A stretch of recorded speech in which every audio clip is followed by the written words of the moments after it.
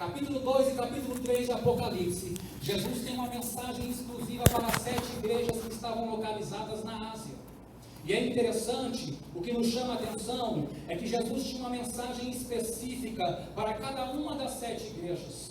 Para 5 das igrejas do Apocalipse, capítulo 2 e 3, Jesus vai dizer o seguinte: eu conheço as tuas obras, eu conheço as tuas obras, eu conheço as tuas obras, eu conheço as tuas obras. O que significa isso? Jesus não está no meio dos 7 castiçais que representa a igreja à toa. Jesus sabe tudo que se é feito dentro da sua igreja. Jesus sabe tudo o que ocorre nos interins, nos bastidores. Os olhos dele são como chama de fogo e não é à toa. Ele vê tudo e todos, e o que acontece na igreja, nada foge da ciência de Jesus. E é interessante que a 4 dessas igrejas, Jesus faz elogios e repreensões. 2 delas, Jesus faz elogios, e uma delas, Jesus faz apenas repreensões. O que me chama a atenção, a Bíblia diz que todas as coisas estão nuas e patentes aos olhos, diante dos olhos daquele com quem temos que prestar contas. Hebreus capítulo 4, versículo 13. Jesus, ele está no meio dos 7 castiçais que representam a igreja, observando as ações e as motivações dos crentes. Jesus sabe quem é e quem não é. Jesus sabe quem é de verdade e também sabe quem é de mentira, porque quem é de verdade sabe quem é de mentira. E Jesus sabe quem está na igreja verdadeiramente numa aliança para com Ele e quem também só está de aparência. Jesus, ele contempla as atitudes e as motivações que levam as pessoas a tomarem atitudes. Jesus não está interessado no que eu canto. Primeiro ele vê o porquê eu estou cantando. Jesus não está interessado naquilo que eu prego. Primeiro ele vê o porquê eu estou pregando. Jesus, ele costuma primeiro a olhar as motivações que estão presentes no coração dos seus servos. Diz a Bíblia que Jesus vê a situação das 7 igrejas. Mas é interessante que Jesus, ele não contempla apenas a situação, ou melhor, as ações e as obras, as motivações dos crentes. A Bíblia diz que ele também contempla as situações das igrejas. Para a igreja de Esmirna, Jesus vai dizer o seguinte: eu conheço a tua tribulação e também conheço a tua pobreza. Ou seja, Jesus sabia das perseguições e das privações financeiras que a igreja de Esmirna estava atravessando. A igreja de Pérgamo, Jesus vai dizer o seguinte: eu sei aonde você habita, onde está o trono de Satanás. Para quem não sabe, a cidade de Pérgamo era uma cidade, um grande centro urbano daquela época, repleto de idolatria. Na cidade de Pérgamo havia um altar ao deus Zeus de 60 metros de altura. Em Pérgamo era o centro de adoração a Asclépio, alguns chamam de Esculápio, o deus da medicina, representado por uma serpente em volta de uma haste. Tanto é, quando você vai em algum hospital, você pode perceber no jaleco dos médicos o bordado de uma serpente em volta de uma haste. Isso vem lá de Pérgamo, é em referência a Asclépio, ou Esculápio, como você preferir, que era o deus da medicina. Ainda em Pérgamo, foi o primeiro lugar a ser instaurado um centro de adoração ao imperador romano. Lá era um lugar adverso para ser crente, lá era um lugar difícil para ser fiel a Deus. E Jesus vai dizer para os crentes de Pérgamo: eu sei aonde vocês habitam, aonde se encontra o trono de Satanás. Por que eu estou dizendo isso aqui? Nós cristãos temos a tendência natural de achar que Deus não atenta para esses setores da nossa vida. Nós pensamos às vezes que Deus não está de olho nos pormenores da nossa vida. Deus sabe o seu dia a dia, Deus sabe a sua localização, Deus sabe o ambiente conturbado que talvez você vive dentro da sua casa, afinal só você é crente lá. Deus sabe o seu itinerário ao sair e ao voltar. Deus conhece tudo. Ele sabe a Babilônia que eu e você temos que enfrentar quando vamos para a escola, quando vamos para a faculdade, quando vamos para o trabalho. Deus vê tudo isso, Jesus vê tudo isso. Ele não está alheio aos pormenores da nossa vida. Ele sabe o quão é difícil para nós ser diferente no mundo onde todo mundo é igual. Ele sabe o quão difícil é para você, jovem, viver num lugar onde as pessoas pensam e falam o dia inteiro em imoralidade, e você ser luz lá. Jesus contempla tudo isso. Os olhos dele são como chama de fogo, e ele caminha no meio dos 7 castiçais, não é à toa. Ele contempla, vê ações, motivações, mas ele também sabe a nossa situação. Eu estou dizendo isso, se isso aqui pode encorajar e animar alguém, não se preocupe, Deus está no controle, Ele vê a sua situação. Mas como eu disse, a 4 das igrejas, Jesus, Ele faz elogios e repreensões. Éfeso, Pérgamo, Tiatira e Sardes. Jesus faz elogios, mas também faz repreensões. A igreja de Éfeso tinha doutrina, mas não tinha amor. A igreja de Tiatira tinha amor, mas não tinha doutrina. Amor sem doutrina não agrada a Cristo, nem doutrina sem amor lhe agrada. Para que as duas coisas possam agradar a Deus, tem que andar juntas. A doutrina me ensina o que é certo. O amor me leva a fazer o que é certo. A doutrina me apresenta o teórico. O amor me faz colocar em prática. Éfeso tinha doutrina, mas não tinha amor. Tiatira tinha amor, mas não tinha doutrina. Para a igreja de Sardes, Jesus vai dizer o seguinte: tens nome de viva, mas na verdade estás morta. A igreja de Sardes, localizada na Ásia, diante dos homens, tinha nome, título, slogan, fama de igreja viva. Mas Jesus, ao olhar para ela, sabia que a igreja na verdade era morta.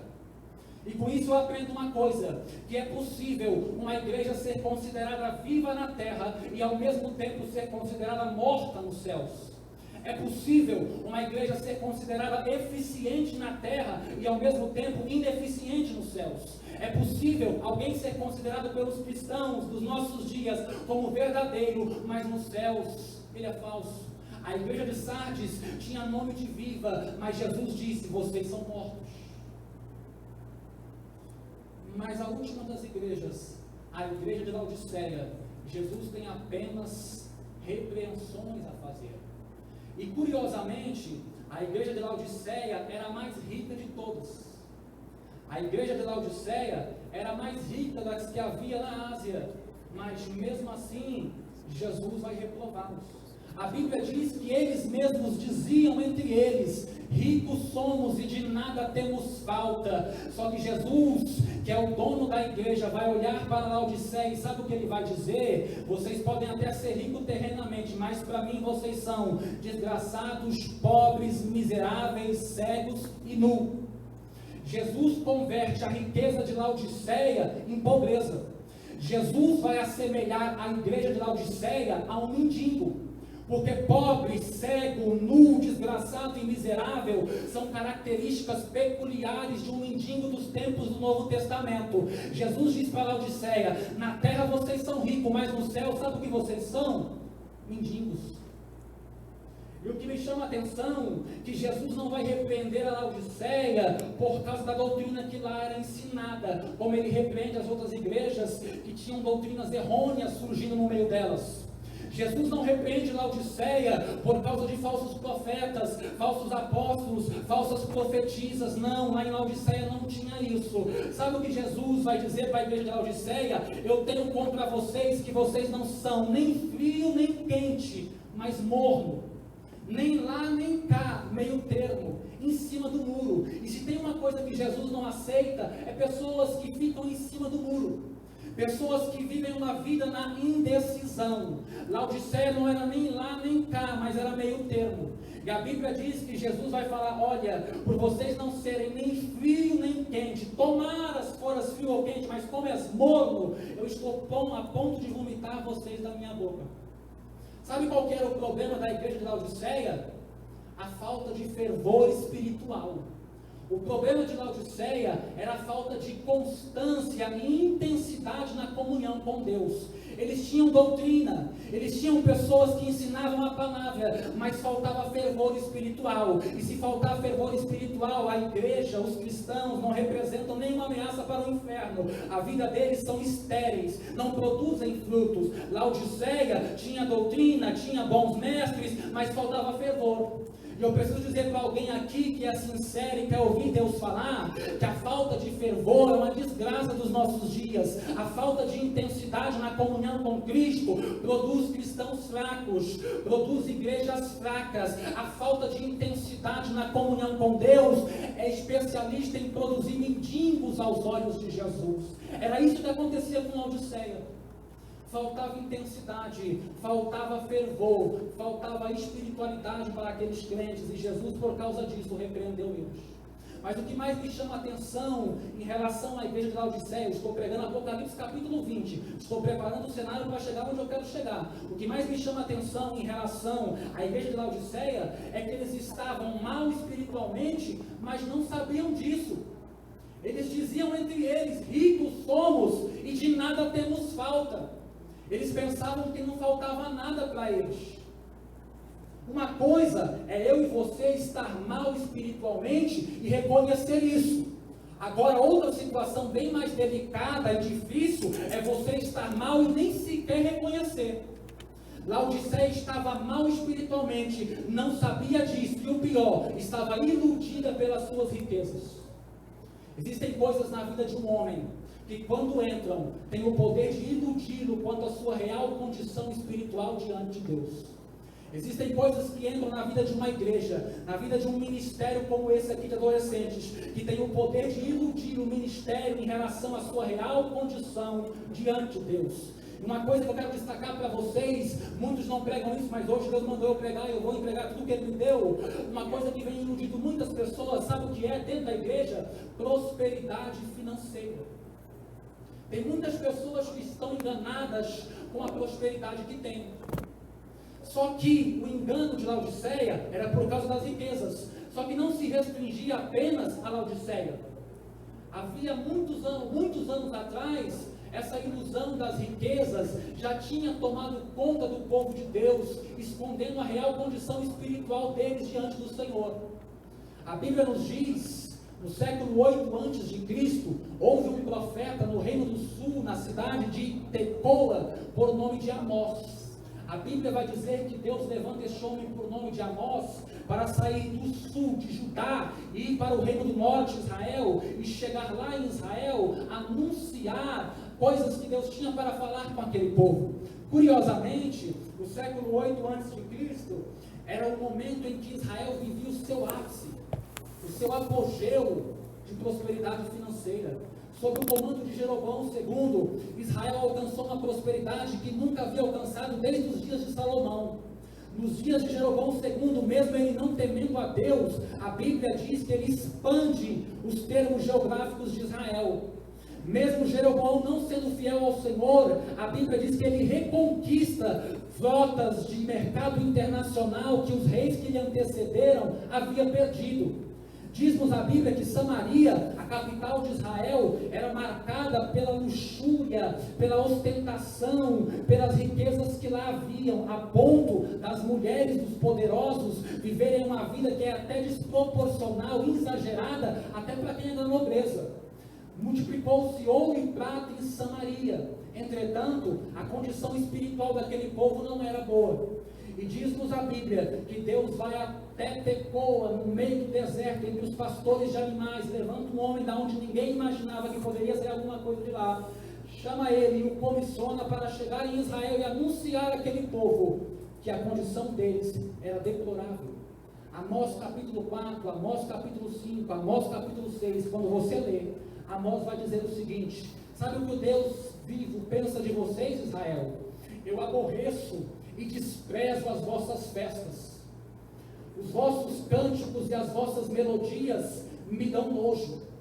A Bíblia diz que Deus, através de Amós, vai falar para aquele povo que ele estava enfadado das reuniões, das assembleias de Israel.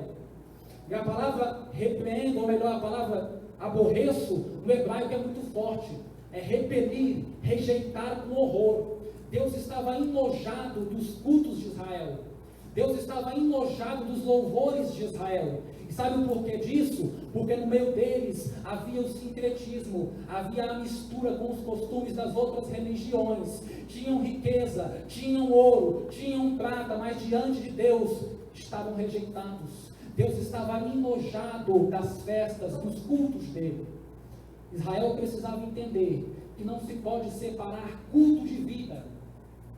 Se alguém oferecer uma oferta a Deus, se alguém oferecer um louvor a Deus, se alguém prestar um culto a Deus, mas a vida deste alguém não condizer com aquilo que Deus exige na Bíblia, essa pessoa diante de Deus, o seu culto é abominável.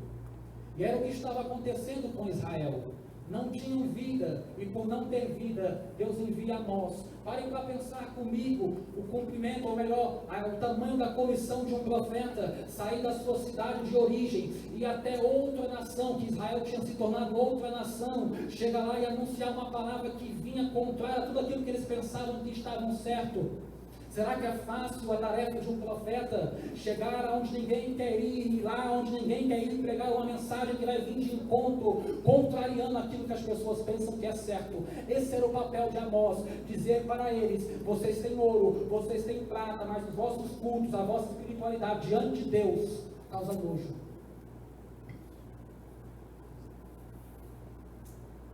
Mas não são apenas as riquezas que podem iludir alguém quanto à sua real condição espiritual. Uma época em que as pessoas associam prosperidade financeira como sinônimo de que Deus está agradado com a vida daquele homem. Eu quero te dizer uma coisa: Jesus não deixou a sua igreja na terra para multiplicar ouro e prata para ninguém. Jesus não entra na vida de ninguém para fazer essa pessoa mais rica. A principal finalidade de Jesus e da sua igreja na terra é aumentar, é preencher, é enumerar os céus. A finalidade da igreja de Jesus não é conquistar ouro e prata para ninguém. A finalidade da igreja de Jesus é tirar almas do inferno condenadas pelo pecado de Adão e levá-las para o céu eterno com Deus.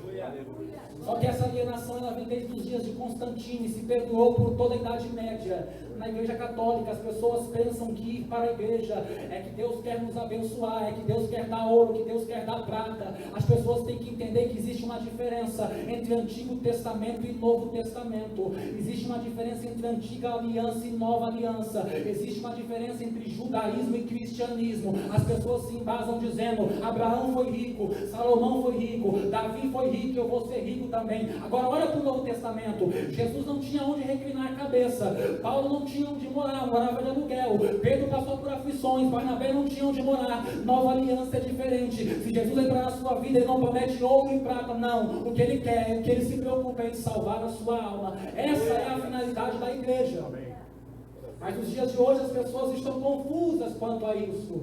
Se Jesus entrar na sua vida, ele não promete ouro, não promete prata, mas o mais importante você tem é que se você morrer, a salvação está garantida. Que Deus possa levantar pessoas que entendam isso. Que Deus possa levantar pessoas que entendam que o teor da mensagem do Novo Testamento é salvação e não prosperidade, porque as riquezas continuam iludindo muitos quanto à sua real condição espiritual diante de Deus. Perdoe a minha ousadia, me desculpa, mas eu vou dizer algo aqui. Tem muita gente ficando rico na terra e ao mesmo tempo se tornando pobre nos céus. Tem muita gente ajuntando tesouro na terra e ao mesmo tempo sem nenhum patrimônio nos céus. Tem muita gente ganhando mundos e fundos aqui nessa terra e nos céus é um mendigo. Jesus disse isso: não ajunteis tesouro na terra, onde a traça, o ferrugem corrói, consome, mas ajuntais tesouro nos céus. Significa que existe tesouros nos céus, existe patrimônios nos céus. Os homens estão preocupados com o seu bem-estar, os homens estão preocupados com o seu conforto, e por causa disso lutam e labutam pela sua vida material e esquecem da espiritual. Ficam ricos na terra, mas nos céus não tem nada. Jesus então encerra a mensagem às 7 igrejas. E o que me chama a atenção é que, como eu disse a vocês, Laodiceia se encontrava iludida. Riquezas podem iludir uma pessoa. Outra coisa que pode iludir uma pessoa, um ministério, é a popularidade. Popularidade é diferente de caráter. Caráter é aquilo que eu sou. Popularidade, segundo nos diz o dicionário, uma das definições é aquilo que os outros pensam e dizem a meu respeito. A igreja de Sardes, como eu já vos disse, tinha popularidade, tinha nome de igreja viva, mas Jesus sabia que era morta. A igreja de Laodiceia era uma igreja popular. Lá não tinha falsos profetas, lá não tinha falsos ensinos. Era uma igreja próspera, uma cidade próspera. Imagine se Laodiceia fosse nos nossos dias. O que diriam dessa igreja? Mas mesmo assim estavam reprovados diante de Deus. A popularidade tem o poder também de iludir eu e você quanto à nossa real condição espiritual diante de Deus. Muito cuidado com aquilo que os homens dizem ao meu e ao seu respeito. Muito cuidado com a opinião dos outros ao meu e ao seu respeito, porque pode nos iludir quanto à nossa real condição diante de Deus. Muito cuidado, a opinião dos outros tem o poder de fazer eu e você achar que somos aquilo que não somos. A opinião dos outros tem o poder de fazer um homem achar ser grande, quando na verdade ele deveria saber que ele é pequeno, muito pequeno. Foi o que aconteceu com Davi. A popularidade fez Davi achar que estava acima do bem e do mal. Porque Davi, desde a sua juventude, desde a idade que eu e você tem, a Bíblia diz que as mulheres já cantavam um hino, um cântico em relação aos feitos de Davi. Mas um dia diz a Bíblia, 2 Samuel, capítulo de número 11, que Davi, estando na sua casa, olhou pela varanda do seu palácio e viu uma moça se banhando. A moça era casada, se deitou com a moça, engravidou a moça e posteriormente mandou assassinar o marido dela. Davi pensou e agiu como se nada tivesse acontecido. Então Deus levanta um homem por nome de Natã e diz: vai até o palácio, chega lá e diz para Davi que a popularidade dele está fazendo ele ficar iludido quanto à real condição espiritual. Vai lá e diz como que eu estou com ele. A Bíblia diz que Natã chega lá, e quando Natã chega diz: olha Davi, Deus está irado com você, e por causa disso a criança morreu, e a guerra, a espada nunca mais se apartou da casa de Davi. Outro homem que foi enganado pela popularidade foi um rei por nome de Uzias. Uzias também era muito popular. Segundo a Crônicas 26:8 diz que a fama de Uzias ultrapassou Israel e chegou até o Egito. Mas um dia Uzias quis entrar onde não podia entrar, e a Bíblia diz que ele entrou no templo, pegou incenso, ofereceu no altar do incenso algo que era proibido. Mas Uzias, por causa da popularidade, fez o que não era para fazer. Uzias era rei, não sacerdote, mas a popularidade fez Uzias achar ser aquilo que ele não era. E a Bíblia diz que quando ele está oferecendo incenso, lepras acometem o seu corpo, e ele vai morrer leproso até o seu último dia de vida dele. Ele vai ficar leproso, e a Bíblia diz que ele fica isolado. O seu filho Jotão assume o trono. O que eu quero dizer é o seguinte: cuidado com o que os outros dizem ao meu e ao seu respeito. Tem muita gente que vive de passado. Tem muita gente que vive daquilo que um dia foi. Não ora como um dia orou. Não lê como um dia leu. Não jejua como um dia jejuou. Não se consagra como um dia já se consagrou. Mas por causa da opinião dos outros, a popularidade que alcançou lá atrás, continua sendo elogiado com constância. E ele acha que está bem diante de Deus, mas na verdade ele não está bem, porque ele já não é mais o que um dia ele foi. Vive de nome, vive de popularidade. Deus me traz hoje aqui para você, dizer a você que além das riquezas, o que os outros dizem pode nos iludir quanto à real condição nossa diante dele. Apocalipse capítulo 4, Jesus encerra a sua mensagem às 7 igrejas. E a Bíblia vai dizer então que Jesus abre uma porta nos céus para João. João em espírito, versículo 2 de Apocalipse 4, sobe para os céus, em espírito. Porque quem vive na carne, quem vive nas obras da carne, quem vive nos prazeres pecaminosos da carne, Jesus não costuma vir porta nem na terra, quanto mais nos céus. Em espírito ele sobe, e quando ele chega lá, a Bíblia diz que ele vai ver a adoração celestial. 24 anciões, 4 seres que são identificados no livro de Ezequiel como os querubins, e a Bíblia diz que a adoração deles era a seguinte: Santo, Santo, Santo é o Deus Todo-Poderoso, que era, que é e que há de vir. Nessa adoração, 3 atributos de Deus são enaltecidos, e eu quero apenas destacar um. O primeiro atributo que é enaltecido na adoração dos seres celestiais: a santidade de Deus. Mas eu não vou falar da santidade de Deus. Segundo atributo que é enaltecido, a onipotência de Deus, Deus Todo-Poderoso. E o terceiro, a eternidade. O que me chama a atenção é que seres muito mais elevados em glória do que nós seres humanos, nos céus, reverenciam a eternidade de Deus. Em contrapartida, nós aqui na terra, não reverenciamos a eternidade de Deus. E alguém diz, pode estar se perguntando, quando é que nós não reverenciamos a eternidade de Deus? Sabe quando é que eu e você não reverenciamos a eternidade de Deus? É quando eu e você queremos dar sugestões a Deus de como Ele deve agir. É quando eu e você damos sugestões a Deus de como Ele deve conduzir a situação, como se Ele não estivesse presente no ontem, no hoje e no amanhã. É quando eu e você não queremos percorrer o caminho que Ele nos direcionou a caminhar, como se Ele não estivesse presente no ontem, no hoje, no amanhã, e não soubesse o que é melhor para mim e para você. Cada vez que você se rebela contra a vontade de Deus, cada vez que você questiona a maneira de Deus agir, é como se você estivesse fazendo transparecer que Ele não é eterno e não esteve presente em toda a eternidade passada, em toda a atualidade presente e no futuro. A onisciência de Deus anda junto com a sua eternidade. Nos céus, a eternidade de Deus é reverenciada. Então, por isso, sempre que Deus te direcionar a algo, apenas aceite, não é para você entender. Deus já falou coisas para mim, e eu quis entender, e por ter querido entender a vontade de Deus, por muitas vezes quase fracassei, porque existem ordenanças que Deus dá que não é para entender, acata, se submete, porque Ele sabe o que é melhor para você. Ele é eterno, esteve presente em toda a eternidade passada, todo o presente Ele contempla e o futuro Ele já está lá.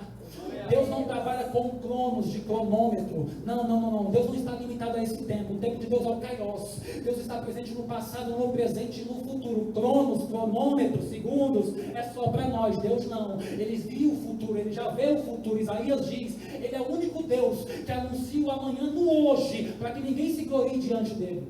Ele sabe o que é melhor para você. Talvez você está se questionando, eu estou pregando para adolescentes, eu vou usar a sua linguagem, porque você não encontrou ninguém para estar ao seu lado, porque você está 15, 16, 17 anos na igreja, não arrumou nenhum namorado, nenhuma namorada. Sabe por quê? Deus sabe que não é tempo, Deus sabe que não é hora. Até aquilo que é certo, quando vem antes do tempo, pode ser prejudicial. Deus tem o melhor para você, mas no tempo dele. Deus é eterno e sabe que se alguma coisa desse tipo acontecer com você hoje, você não se sustenta na igreja. A eternidade de Deus nos céus é reverenciada. Apocalipse capítulo 5, Apocalipse capítulo 20, do capítulo 5 ao capítulo 20, João está nos céus, não está mais em Patmos, está nos céus, a porta se abriu e ele foi para os céus. Diz a história, diz a Bíblia, que Deus começa a mostrar para João todos os eventos futuros do juízo de Deus que vão acontecer na terra.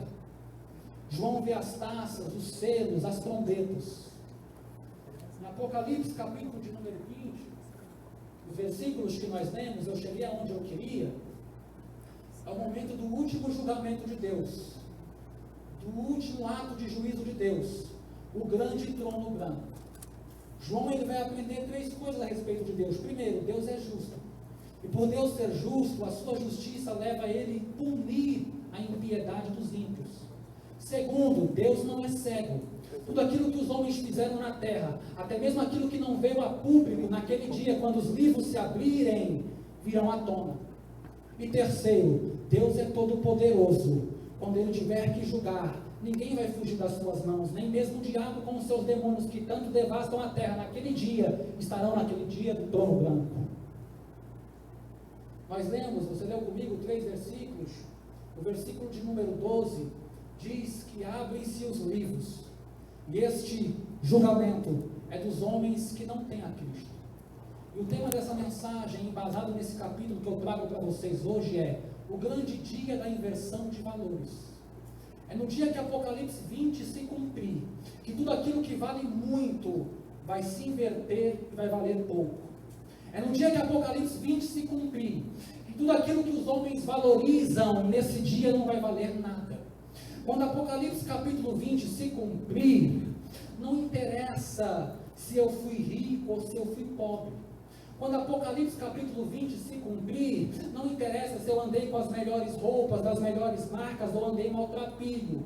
Não interessa se eu comi nos melhores restaurantes e fast foods da vida, ou comi o que tinha, sem opção de escolha.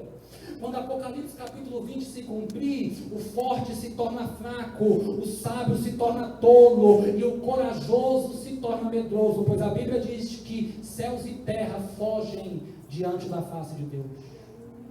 Quando Apocalipse 20 se cumprir, não existe mais divisão, não existe reis, não existe príncipes, não existe presidentes, não existe primeiro-ministro, não existe nobreza, classe média, pobreza, não. Todos estarão em pé de igualdade diante do Senhor Deus. Todos estarão na condição de réus. Eu posso dizer uma coisa para você: ai daqueles que naquele grande dia não tiverem o advogado chamado Jesus para defendê-los diante do grande juiz.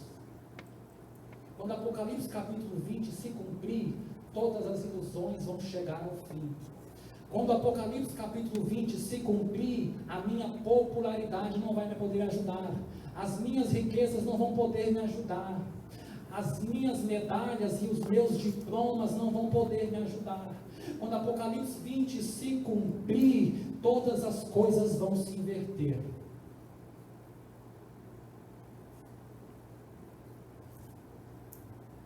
E por que eu estou dizendo isso? O ser humano tem uma tendência natural de, quando algo está longe para acontecer, quando uma data está longe da atual que ele vive, ele tem a tendência de se acomodar e até de se esquecer desse fato. Eu quero dizer para você que Apocalipse capítulo 20 pode ser que esteja longe aos nossos olhos, mas toda data marcada, um dia ela chega. Você já comprou algum eletrodoméstico, algum eletrônico em alguma loja que o primeiro pagamento é daqui 90 dias?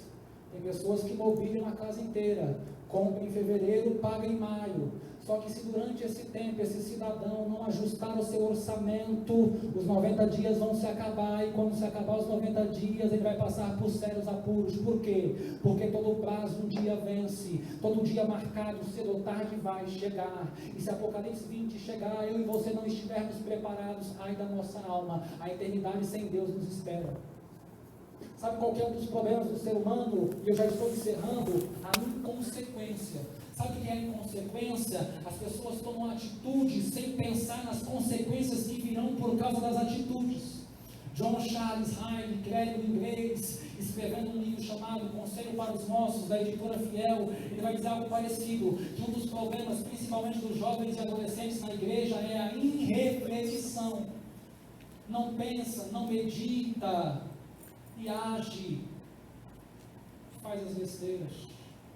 Provérbios capítulo 4, versículo 26, o sábio diz: filho meu, pondera, medita, reflita em todos os teus passos e os seus caminhos sejam ordenados. Não pense, não medite, não reflita. Quem diz isso para você é o diabo. É o diabo que diz para você: acorde arrependido, mas não durma com vontade. E nessa ilusão, muitos têm contaminado seus corpos, empobrecido as suas almas, e se esquecem que um dia vão ter que comparecer diante dele para prestar contas pelas atitudes feitas através do corpo. A irreflexão vem levando milhares de almas para o inferno. Agir sem pensar vem levando milhares de pessoas a viver eternamente sem Deus, sem Cristo.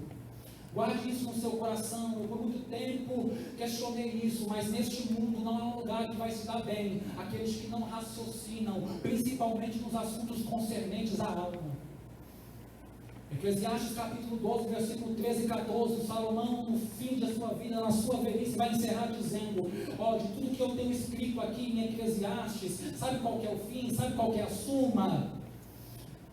Guarde os mandamentos do Senhor Deus, porque esse é o dever de todo homem, porque Deus há de trazer a juízo toda obra, até mesmo as que estão encobertas, quer seja boa, quer seja mal. Deus me trouxe nessa noite aqui, nesse início de noite aqui, apenas com um objetivo, para dizer a vocês que um dia Apocalipse capítulo 20 vai se cumprir. Todo prazo um dia chega, toda hora marcada um dia se realiza, e nesse dia aqui de Apocalipse capítulo 20, ai daqueles que não tiverem Cristo nas suas vidas. Eu fecho a minha Bíblia e digo para vocês: O ensino da Bíblia é o seguinte, que o homem, ele pecou contra Deus no Éden, e por ele ter pecado contra Deus no Éden, houve uma separação, e a única maneira deste homem se reconciliar com Deus novamente, é através de Jesus. É Jesus que pode ligar o homem, tanto espiritualmente, como moralmente. Porque quando o homem pecou no Éden, diz-nos a Bíblia, a história vai nos mostrar isso, que o homem não só se separou espiritualmente de Deus, a moral do homem também se separou. O homem passou a ter um coração inclinado para as coisas más. É por isso que o mundo está do jeito que está. No céu não tem como uma pessoa entrar com essa natureza. Somente através de Jesus, que vai reconciliar, que vai trazer de volta essa natureza, é que a pessoa se torna apta para entrar nos céus. Por que você acha que a Bíblia diz que no céu não tem mais mentira, não tem mais tristeza, não tem mais dor? Se eu e você formos do jeito que nós estamos para o céu, dessa maneira que nós vivenciamos hoje, logo logo a gente briga lá. Logo logo as vaidades entram lá. Nós precisamos de Cristo para ligar com Deus novamente, tanto a moral como o espiritual. Você possa guardar essa mensagem no seu coração. Todo prazo um dia se vence. E no dia que Apocalipse capítulo 20 se cumprir, tomara que Cristo esteja em sua vida. Amém? Deus possa nos abençoar, eu agradeço. Amém?